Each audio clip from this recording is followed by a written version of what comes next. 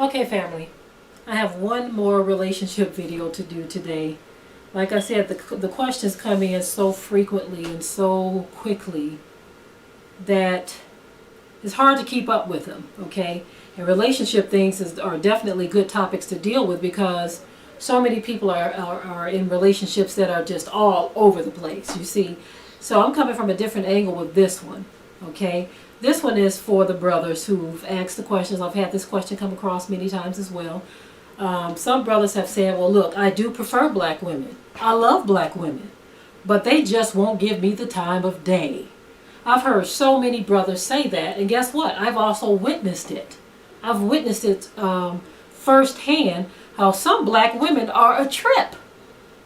They are a trip. You will have a black man over here, okay? And I'm not going to use the typical garbage truck driver scenario. I'm just going to use a guy who might be a nerd, or what some considers to be a nerd or brainy black guy. You have some black women who will look at a guy who they consider to be nerdy or brainy, look at him like he's a joke, like he don't deserve to breathe the same air that she does. And I say to myself, to that kind of black woman, are you sick or crazy or retarded? Which one is it? It's got to be one of them, because if you look at a black man who you consider to be too nerdy or too brainy as a non-viable option for you, then you got some serious issues going on in your head. News flash, but haven't someone told you that there appears to be a shortage on black men and that there doesn't appear to be enough to go around?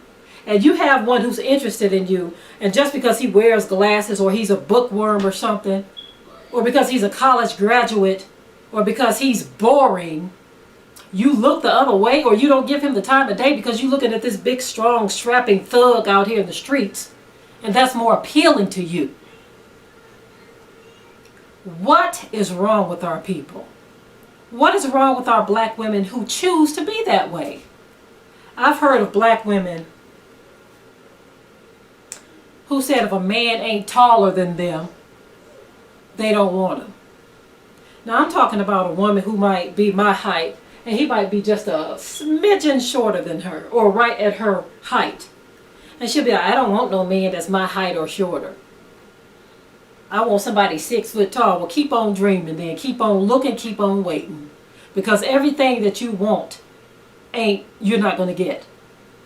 Everything that glitters ain't gold. Just because somebody's tall, that don't mean he's going to be good to you.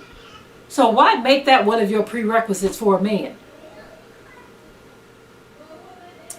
Anytime you sit back and you make a list of what you want and don't want in a man, I'm telling you right now, righteousness should be the only thing on your list. Righteousness. You see? Righteousness should be the only thing on your list.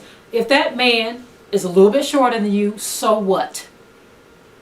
If he's a little bit taller than you, so what?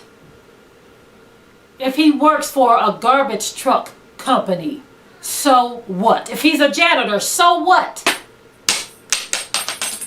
That's my earring in agreement with me. It just fell off my ear, but I shall continue. It doesn't matter. If a man is righteous, that should be all that matters. But when you have this list of things, this list of requirements that ain't got nothing to do with righteousness, you are selling yourself short, because you can end up with a booger bear or a brute beast who will treat you like trash. All because you wanted to turn this one away because he's a little bit too short for you. Come on now, family. We have got to do better than this. I've heard many brothers. I've seen many scenarios such as this. I remember my son a few years ago. There was a young lady in the neighborhood here who said, he's cute and everything, but I think he'd look much better if he had a diamond stud earring, if he had on some nice gym shoes and a car. And my son said, I tell you what, well, why don't you marry the earring, the gym shoes, and the car then? That was his response. Because this superficial stuff on the outside was more important to her. Oh, he's cute, and I would date him if he had these things. You see, my son wouldn't even be interested in dating someone who only cared about those kind of things. You see, it's very sad that our young women have been trained to this point through looking at the actions of some women, looking at the television, looking at what Hollyweird has to say about things. And so now they're growing up at a very young age not knowing what a quality man is. And so they end up with these thugs that pump them full of babies and move on his way and go marry Becky.